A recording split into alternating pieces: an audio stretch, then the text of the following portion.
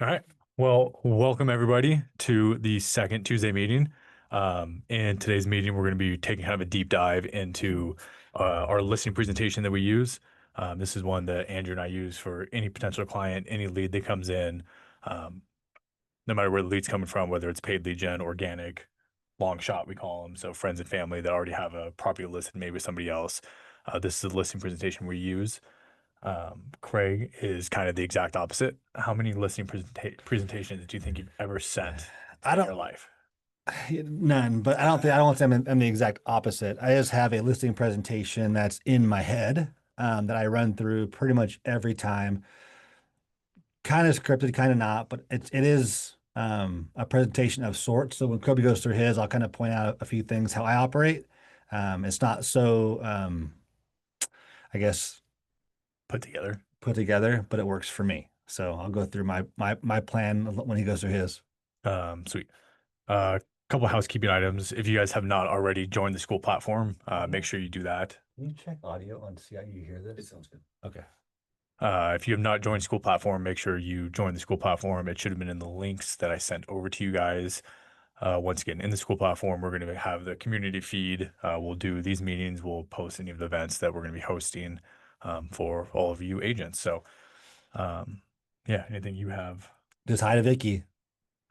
Hi, Vicky. Thanks for jumping on. Missed you last week. Glad you're on it this week. All right. Well, we will kind of jump into this then. So, with our listing presentations, this is going to be a live example of one that Andrew and I are actually trying to work to get right now. It sounds like we're going to get it, so fingers crossed. We send this out prior to meeting with any potential seller. So this isn't something that we're going to sit down with somebody and walk them through page by page. We always prepare this prior to a meeting.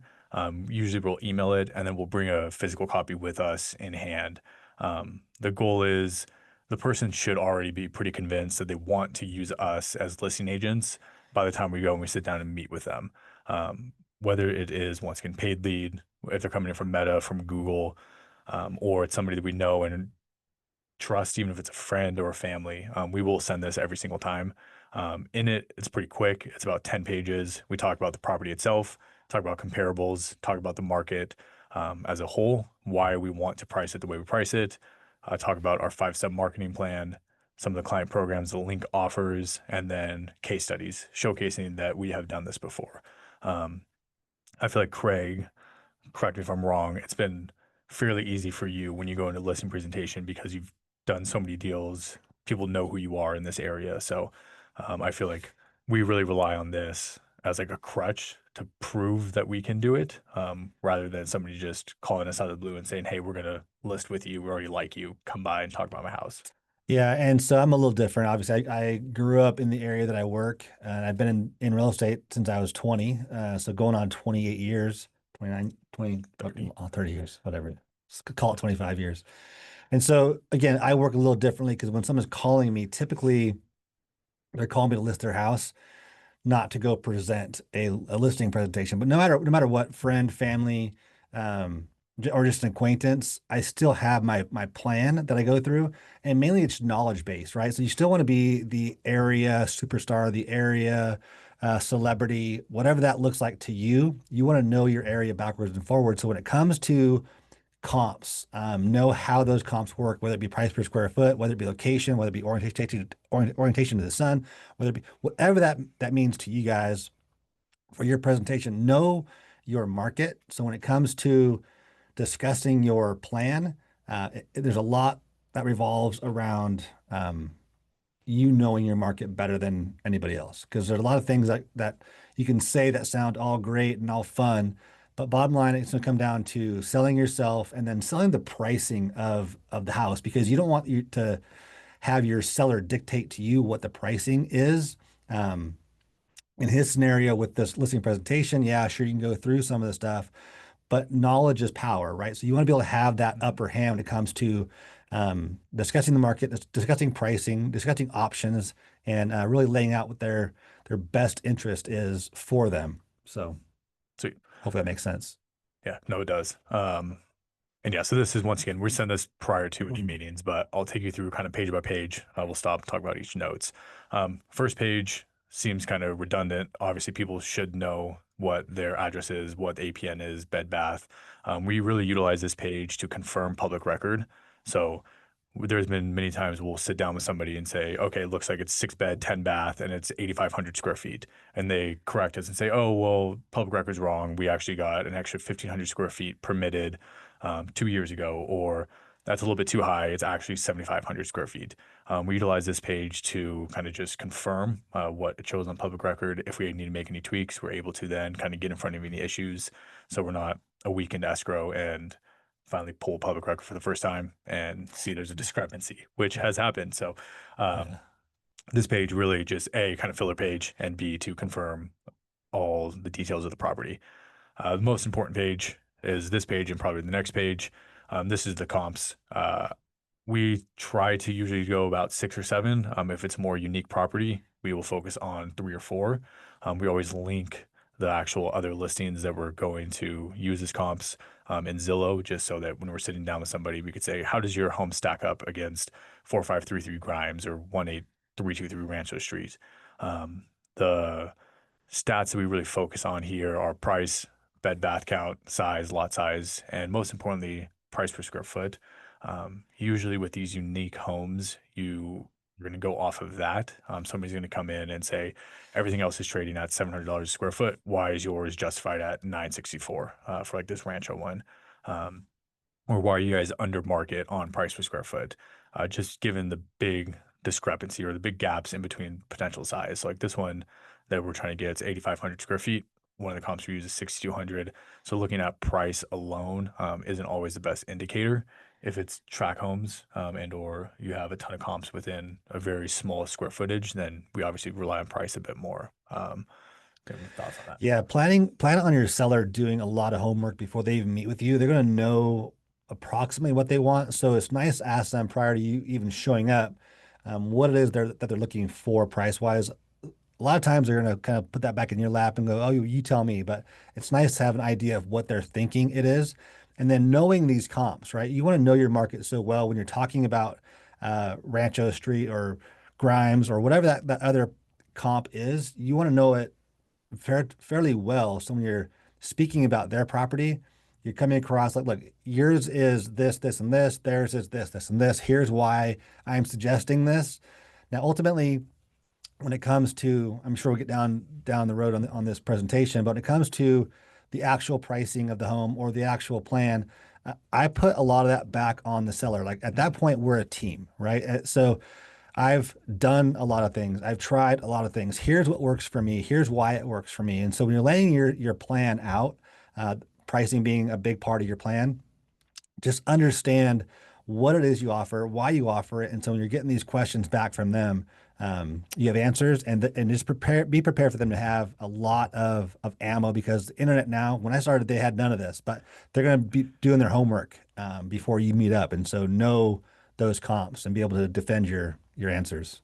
Yeah, and make sure this sounds kind of obvious. You constantly update this comparables page.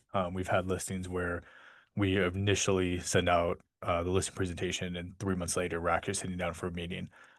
There's a lot that could happen within 3 months, so make sure that these obviously are always updated. It's going to affect obviously the price and what you should list it at.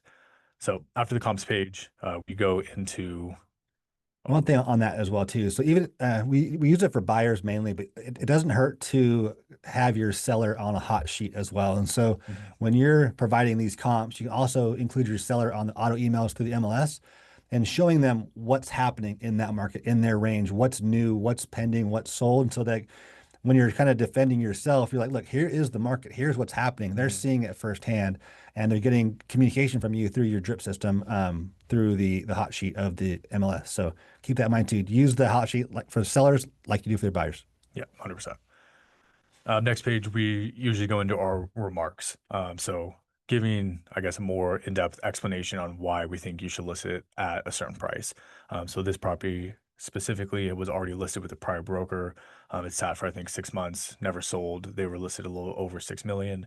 So we're recommending a $225,000 price cut. And this is really our time to talk about why he should use us instead. So we try to showcase some market knowledge, but then talk about kind of the plan that we want to do, and show that we have done it in the past. So usually in these, we will talk about the different marketing strategies we're going to use, Google Ads, Meta Ads, how we're going to get in front of other buyers, and really just justify the comps. It's one thing to look at the numbers. It's another to kind of give reasoning and rationale why we should price at a certain point. For like this one, in particular, we know the seller is open to seller financing. It was really important for us to throw in there that we've handled transactions with seller financing in the past. Um, we will never go over this page well in person.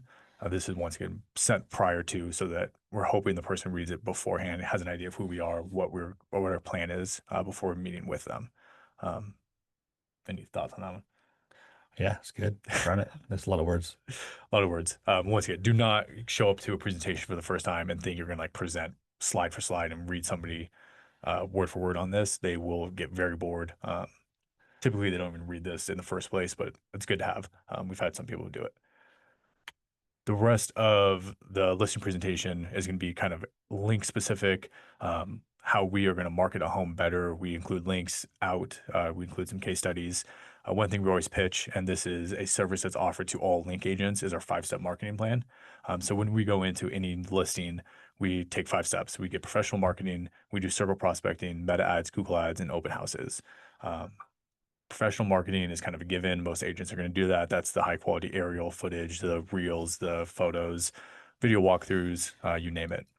The three that really differentiate us from a typical agent and or an agent that's just going to go out and throw in an MLS is the circle prospecting, meta ads, and Google ads. We utilize the circle prospecting. We text and call and email usually every owner within 200 to 300 nearby homes, and we'll also reach out to the previous buyers agents who've closed a property within the past year to 2 years, depending on how big the area is, letting them know that we have a property coming to market soon. This kind of personalized outreach has helped us A, double end a handful of properties, and B, get buyers agents interested in a property that they didn't see that was on the MLS. Maybe they don't have their hot sheets turned on, maybe they don't have their safe search on, but more just direct outreach, making sure you get in front of the right people, um, is also a great way to get buyers agents. We use Meta ads and Google ads really in two different ways. Meta ads is to just push the property in a, call it, 15-mile radius to let people know that it's a new listing coming to market, mainly utilized to just get more exposure for the listing, and try to generate leads. Google ads, we will target different keyword searches. So for like this Ranch Santa Fe property, had golf course views, we'll target words like homes in Ranch Santa Fe with golf course views, or homes with golf course views, or private homes on large lots. Really trying to kind of circumvent Zillow and get in front of Zillow when you're competing for the SEO space, trying to drive leads in.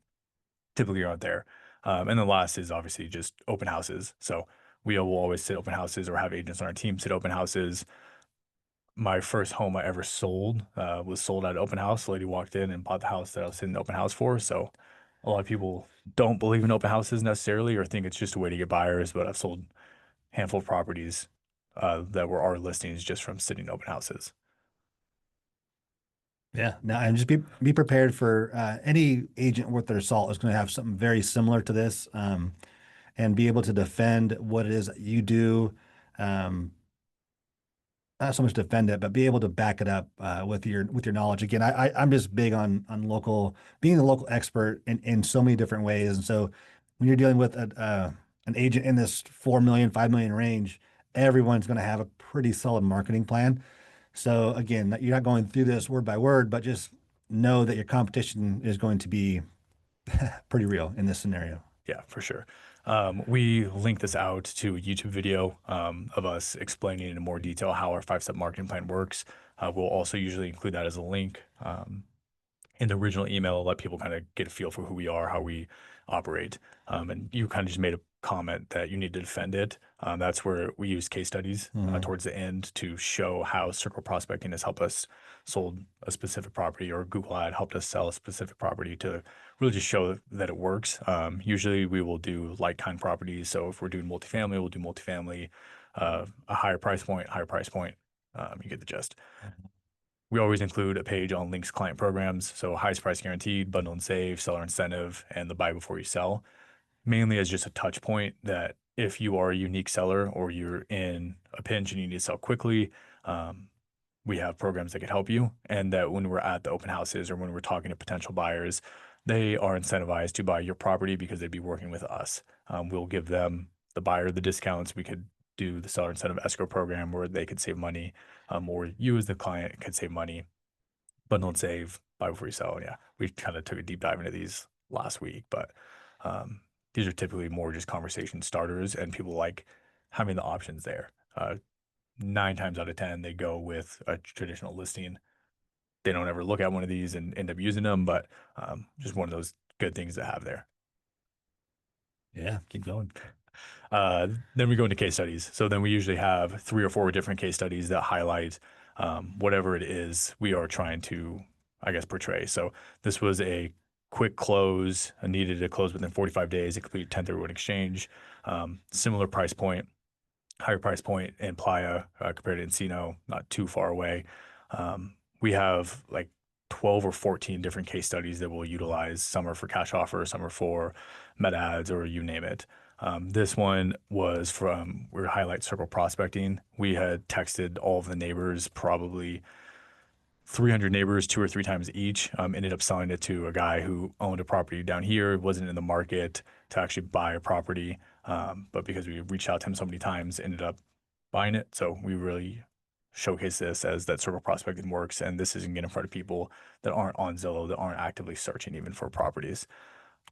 We use this one for meta ads and Google ads. We ended up finding the buyer through Google ad that was searching for homes near Pepperdine. So um, one of the biggest questions we get from newer agents is how do I showcase case studies and or prove that I have a track record if I've never sold a house before? Do you have any thoughts on that? Your team has fall back on Link or on if you're on a team, obviously your team fall back on us somehow, some way. Like, hey, our team is huge. We have over 200 agents in 7 states, and we're all going to work to kind of team up and get your house sold. Kind of fluff, but ultimately use us as your support team. Yeah, 100%. I was going to say the exact same thing. So that's honestly it for our presentation. So we keep it pretty short. We could pump these out in probably 20, 30 minutes. The only real pages that are changing are these 3 right here. The rest are going to be templatized. After the meeting, I will include a link to a templatized version of this. So if you guys want to use this as a listing presentation, you guys are able to. You can go in and change those 3 pages, change out the case studies, change it to however you see fit. Um, yeah, and just as a reminder, this is what we send out, whether it's a Google ad, a meta ad, if somebody's requesting a home valuation, or it's a client that we've already worked with and we want to just try to impress, we will always send this out first. We send it out through Go High Level so we could track the opens and clicks prior to the meeting, make sure they've opened it, read it, seen it. That way, I would say about half the time we go into the meeting and they're ready to sign with us. They might have a couple questions about the budget behind the meta ads or the Google ads, or they might have a question about why we're pricing it a certain way. Um, but by being kind of the local area expert, Mhm. knowing the information that we're going into it with really helps us just cut through most of those questions. Um, Yeah, and I've never used any of this stuff, but not saying that it's not great because it is, and it is nice to have this as a pre-listing packet. Again, I'm not a big fan of showing up with a flip book of a listing presentation because they're bored minute one. They should have an idea if they're going to use you prior to you showing up. Yes, they could be interviewing 3 or 4 agents. And how I operate is, your first impression is the most important, right? It's the being prepared, showing up, knowing what it is you're talking about, building rapport. So it doesn't matter what the house is. I'm walking the house with them before we even sit down to discuss any of this stuff. And then as we're walking through the property, I'm looking at their photos. I've already probably looked at their now in our new world, their Facebook or Instagram to understand who they are. If they're older, trying to place them in that grandparent category. If they're my age, the friend category. If they're younger, the kid. Just kind of look at who they are and build that rapport somehow, some way. Find common interests, common ground. Discuss that. Everyone likes to talk about themselves, so be more of the question asker, not the talker. And so the more that you can kind of build that trust out of the gate, the presentation will take care of itself most of the time. Um, and then again, there's, I guess, we'll get to questions and answers. If you guys have questions on how I operate, please ask. But ultimately, you're always closing, right? You're always pushing that, like, okay, well, when we list, here's what we're talking about. When we do this, here's what we're talking about. When, it's like you're assuming that you've already closed this deal before you even present how you operate. So you're just closing the entire time you're walking with them. Um, Putting them with the mindset that they're already using you as the agent, and then so when you sit down to sign, and again, I'm old school. When we talk about like how I used to work, we used to use these things, right? And so you would sit down at the table with the contract, and I go, all right, cool.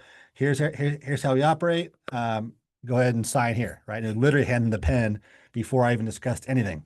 So that was my first close, is just hand them the pen, and then they may have a question. So again, how I do things is different than maybe how new coaches will teach. But I'm always making the assumptive close, and then the close, and then the close, and then the close, depending on what the questions are. So um, yeah, so this is all good stuff. So use it if you like. Yeah, it's good. Sweet. Yeah, we'll include templatized version in Canva. We'll send it out as a link afterwards. Feel free to use it if you guys want to make any tweaks to it. Text Krebs and the marketing team will make any changes that you want. I guess that's it for the listing presentations. You guys have any questions? We'll open it up for kind of Q&A right now. Yeah, you can raise your hand down at the bottom. It says raise your hand. The little guy says, yeah, and we'll call on anybody. Oh, you guys all have it dialed in. Perfect. Oh, that one. Hey, Andrew. Hey, it's just me. I thought I'd add a couple things, couple small things to it. Can you guys hear me and see me? Yes. Yes. Well, you can see your picture. Okay, cool.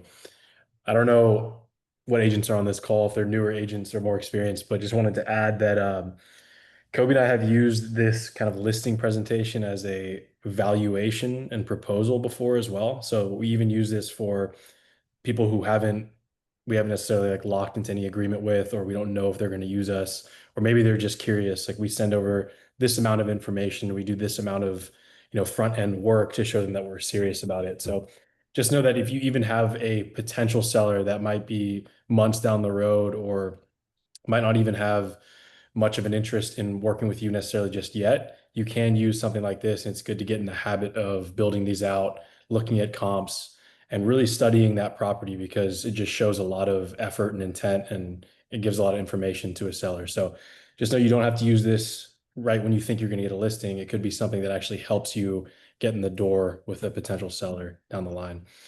And then secondly, the case study part, if you are a new agent, and I'm not sure who's on this call, but if you are a new agent and you're worried about like building that out, just know that the goal is to build out your case studies over time. Like the deals that you sell are all going to be added onto this. Like Craig said, if you don't have any now, definitely reach out to our team and see who sold what and ask if you can use different case studies, learn about a certain transaction that can help with your listing presentation. Learn it inside and out so that you can speak to it when you sit down with that seller and you're not lying when you say that my team completed this deal, but know a lot about those transactions so that you can show more credibility. I think it's great to have your own, of course, and once you do have your own, you'll know so much about that specific deal, but just know that you can use other people's as well. Yeah, that's really all I had on it, other than Craig, I guess a question for you going into a listing. If a seller like says, no, I'm listing at this price only, or I'm not taking any lower than this amount, but you as the agent know that's, a ridiculously high price. How do you really navigate that for sellers that are really adamant on a certain price point?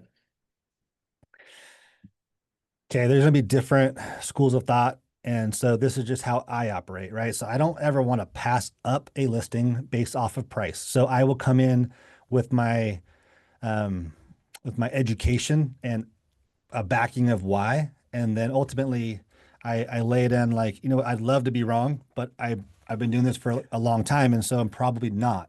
So if they're listing at 5 million, or they want 5 million, I know it's 4.5 or the low fours or whatever it is. I don't even deal with $5 million properties, but let's go ahead and say it's $1 million and kind of the same thing, and it's worth 850. I will show them why, because it, it doesn't make sense to list high, especially in this kind of a market, right? So if you're in an increasing market, it might get there, right? So you say no to listing, someone might sell it for 950 or 900 because the market's catching the listing. Right now, you're chasing it backwards, right? So if you list high now, this is not the time to test this market. We already know where we're at. You show them all the expireds, you show them all of the price reductions in the MLS, you show them what's going on. So you fill their mind with stats and back up what you're saying. And so when you come in and say, look, your house is going to sell somewhere between 840 and 860. Listing it at $1 million is just a waste of your time, because the traction you're going to get in the first 3 weeks is the most important traction that you're going to get. And so once you pass that three week mark, you start to lose some traction. So pricing it correctly up front is probably your best bet. But I'm here again to work with you guys, not against you. And so if you still want to list it at $1 million, I will go that route. But in 30 days, your price cut is going to be 100 grand out of the gate. I'm not even going to come backwards and go 25, 25, 25, whatever. You're at that point killing yourself, and it's just not going to do you any favors. And so I am brutally honest. I use the line of like, I'd love to be wrong. So yeah, we can give it a shout or give it a shot, but ultimately I know I'm not. And so it's your guys' call. And typically they're going to come back with, okay, well, where should we be? And very rarely are they going to get too far out of line when you give them the hard truths and show them why it should be where it's priced. And so, some agents will say, no, I'm not even going to take that listing. Well, someone's going to take it at $1 million and lower it 3 times and it's going to sell. So don't be so hard lined to where you don't. You are going to say, look, guys, I'm going to spend a lot of money marketing this property. And so when it comes to this thing going 90 days and it expires because of price, it's not going to do us any favors, right? So, if I'm going to do it at this price, I'm going to get a 6 month or a 9 month listing agreement, because I know where the market is, and I know at this price it's not going to sell. And by the time you guys get back to my price, it'll sell. So it takes time. Have you ever turned down a listing because of price? No, no. And again, that a lot of coaches will say, turn it down. I would rather get the marketing out there, because with every listing, you should be getting buyers. You should be getting more exposure, more listings in that area.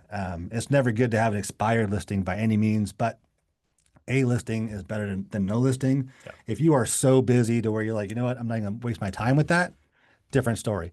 But again, for me, it's still exposure. It's the opportunity to get my face out to the community. Circle prospecting is a huge deal. And so when you have a new listing, you're pushing that. You're pushing your face. You're pushing your marketing with that listing as well. And so I don't ever really turn down. I will just give hard truths and tell them where they need to be. And most of the time, if you know your market, most of the time you're going to be the professional and be correct. And again, I have been wrong, and that's my go-to is like, I'd love to be, but I'm probably not. And so most of the time they're gonna listen to you. Sweet. That was long answer, sorry, but you get what I'm saying. All right. What do you know? Thanks for the question, Andrew. Josh asked, how do you answer questions about the listing agreement that you may not know off the top of your head? Something that for us is a template, but for a newer agent might be foreign. So if you're a brand new agent and somebody asks how a specific term works, maybe in the listing agreement. Know the agreement, right? So it's changed a lot over the years, especially the last update with the NAR lawsuit. Just know what they're signing. You want to be able to, well, we're using DocuSign now, but I used to be able to use my listing contract, turn it upside down, and kind of go through it pretty quickly using the bold points, right? So have that the same mentality when it comes to going through it or understanding it. You want to read that contract. You want to know your contracts first and foremost. So go through them and understand them. And so if you have your listing agreement, your purchase contract, your TDS, your SPQ, know what they're signing. And so when you do have somebody that you actually sit down with and go through these contracts, you want to be able to just know them backwards. Literally, I used to sit down upside down and they used to sign them. And so I knew my contracts inside and out.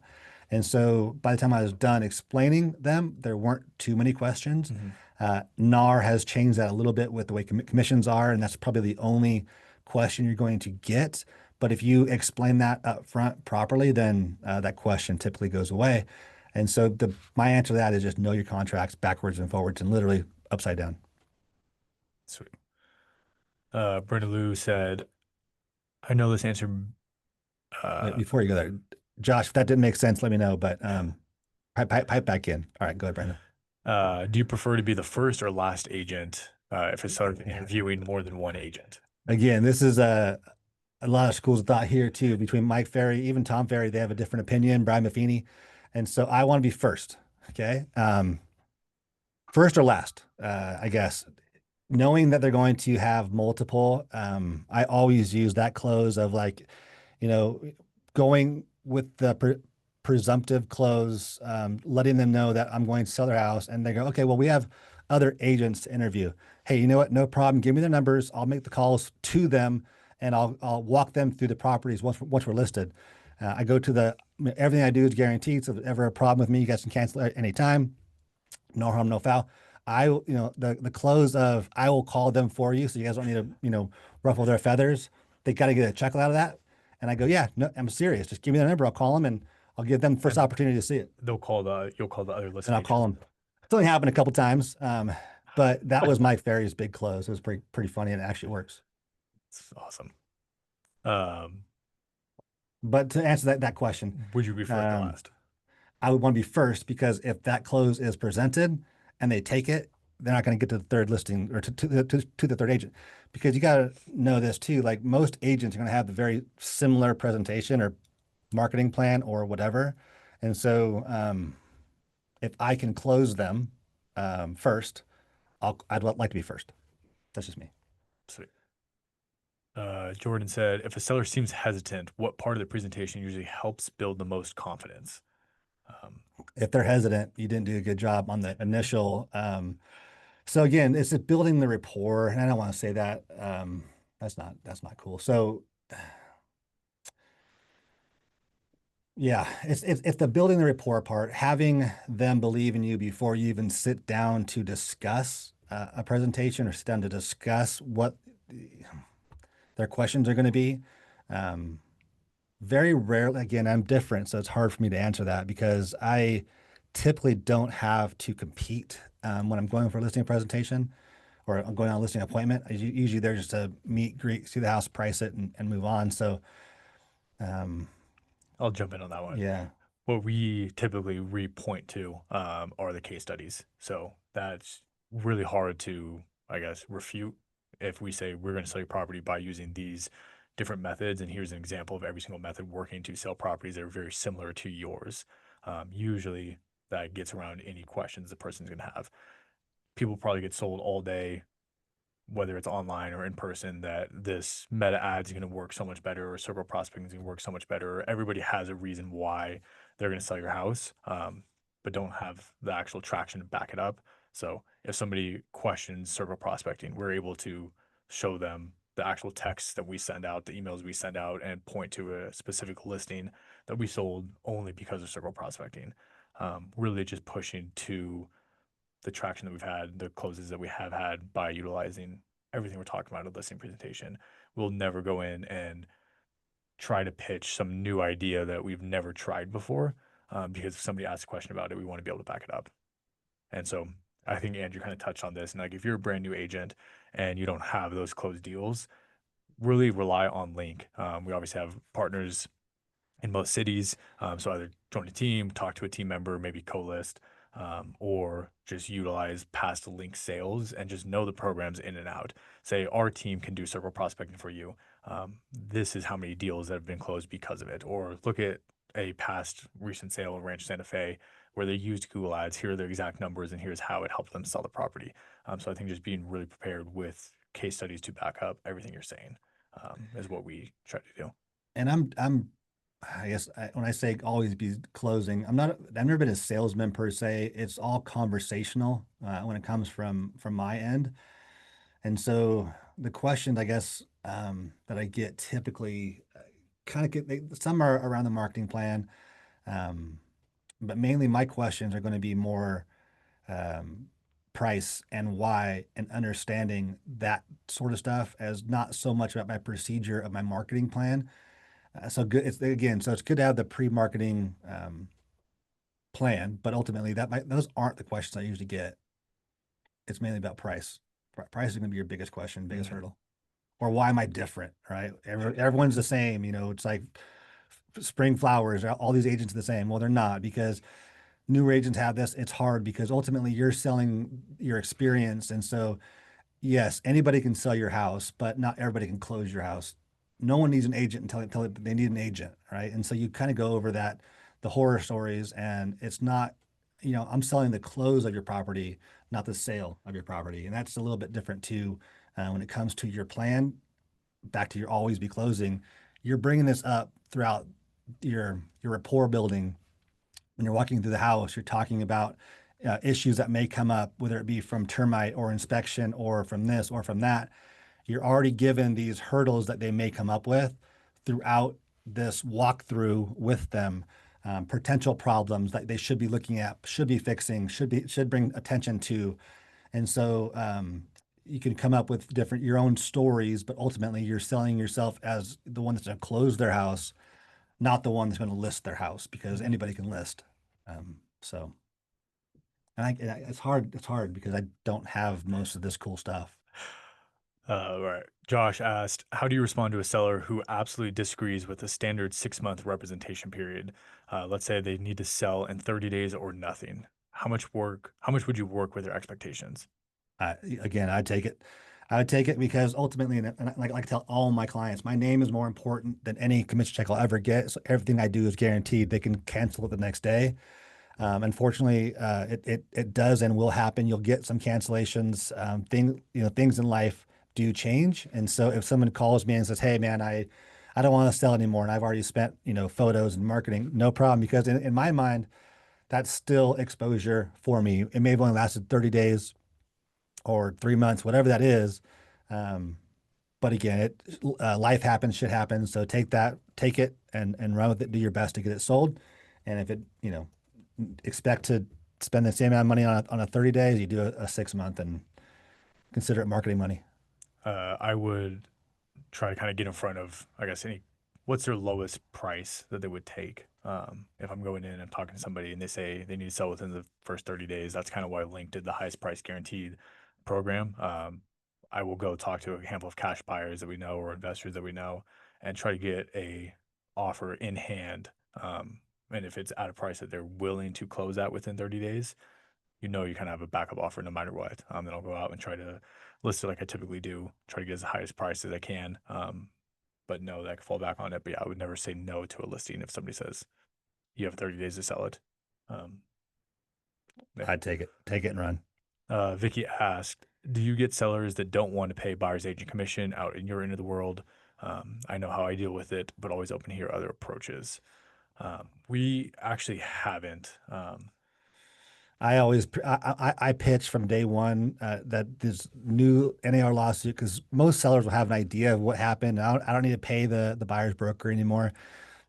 I kind of squashed that at the very beginning. Again, when we're walking around, I'll bring it up that we did have this big NAR lawsuit, but ultimately plan on paying whatever your total commission is going to be, right? So if you're steadfast at your 6%, or if you're amazing, you're getting 7%, or whether you're taking 5, whatever that commission is going to be for you, I'm always talking about the total commission, and we're going to split 50-50. If some agent, you list at 6% and some agent writes the offer at 2% or 1.5%, great, whatever. I'm still going to get my full commission. I'm telling them out of the gate, we're listing at 6%. Be prepared to pay 6%. If the agent on the buy side isn't strong enough to ask for their 3%, then I guess better for us. That's what we've had a lot of that. Yeah, we surprisingly haven't had anybody not pay a commission and or decline to pay a commission. We really just get in front of it, like you said, and from the beginning say expect to pay 2.5 or 3%. Depends on where the market is, and some little pockets are closer to like a 2% right now, just across the board, and it is what it is. And we expect somebody to come in with 2%. Just kind of giving the education to the seller that everybody's going to come in and ask for it. I still haven't seen a buyer that has to pay for the full commission out of pocket. So, um, Right, nor I. let's see. Unless you're dealing with investors, and that's a whole different story. But Brenda raised her hand. All right, Brenda, you should be good. Yep. So one thing I've worked with that's helped with sellers too, though, is to let them know that the buyer side commission could be on a sliding scale. If they get a full price offer, they could potentially give the 3%. If we got a low ball offer, maybe they only want to offer 1%. And that has actually helped sellers feel a little more confident about that Yeah. extra. 100%. And Yeah, another pitch that too is like, look, my fee is going to be 3%. If that buyer's agent comes in and writes at a different price point, then we'll cover that at that point. Like Brandon Lou is saying, is if you um, have a seller like, look, if you're listed at $1 million, they're going to bring you a solid offer.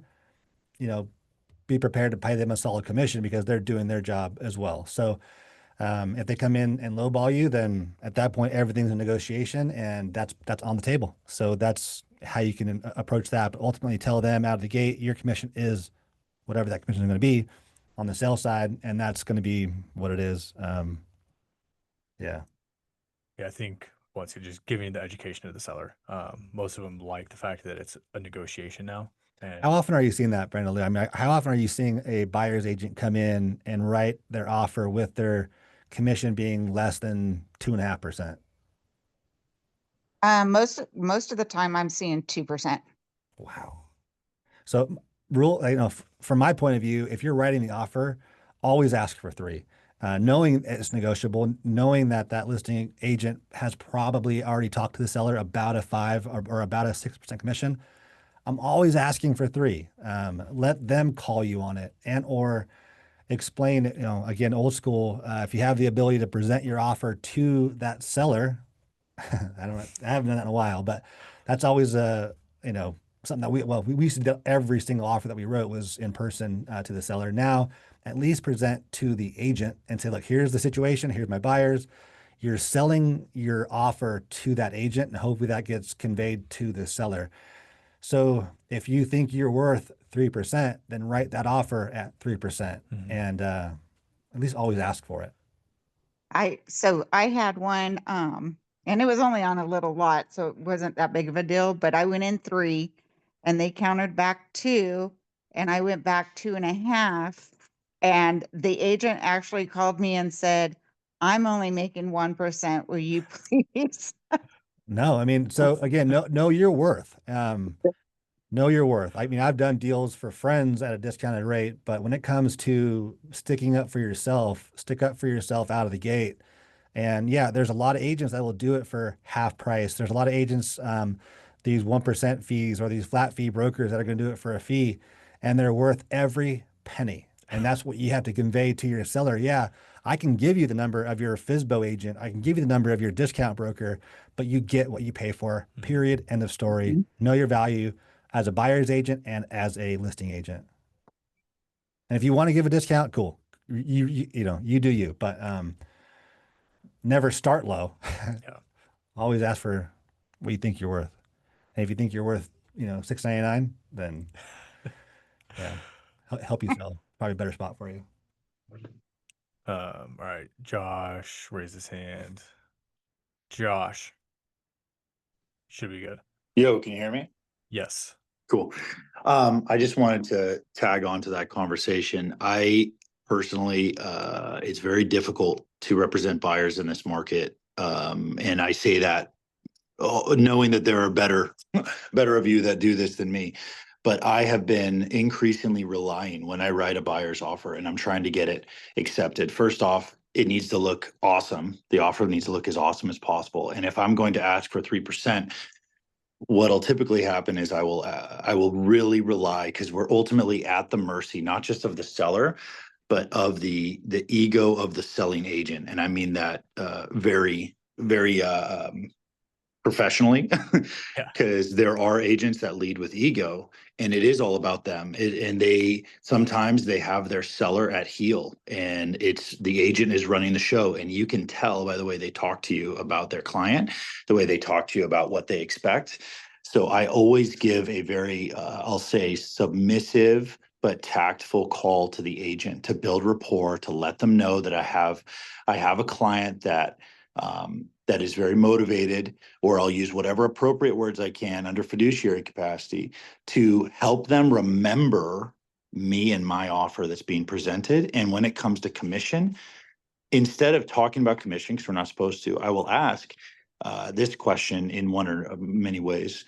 Hey, Mr. Agent, I just wanted to get a beat on your seller. If there are multiple offers, are they the type of seller that you believe will counter with a multiple counter? Or do you think they're just going to go with what they like best or individually counter?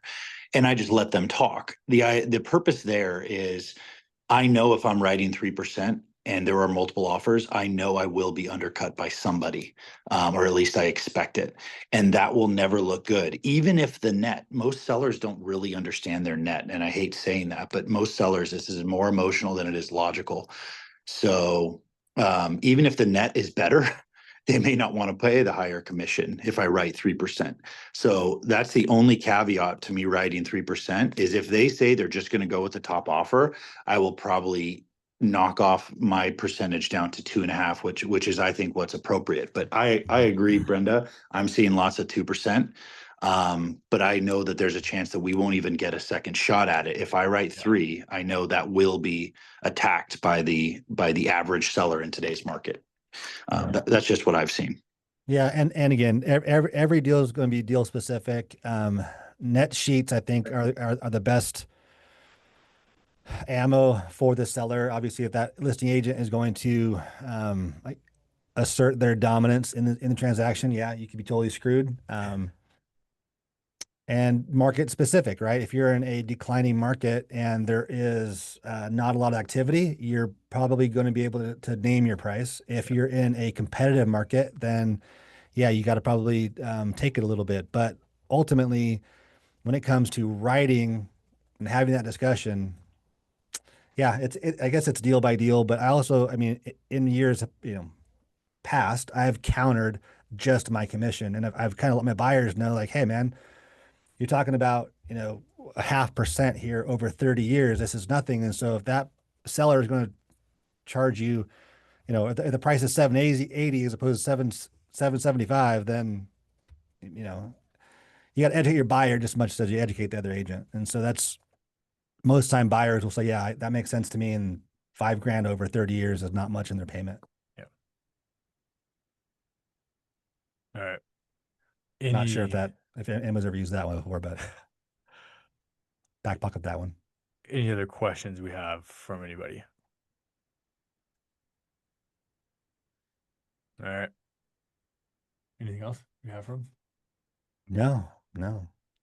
We will we'll upload this into school platform Yeah. and link to the listing presentation if you guys want to use it.